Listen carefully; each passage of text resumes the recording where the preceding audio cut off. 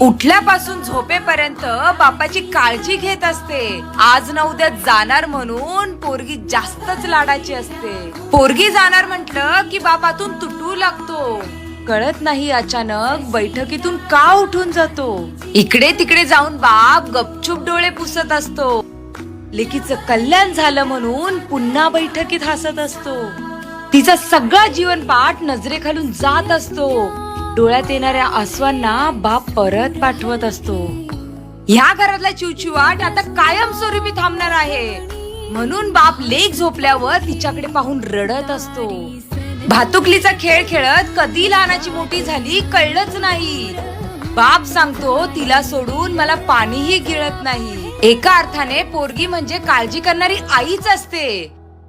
पोटचा गोळा देणाऱ्याची कहाणी फार वेगळीच असते.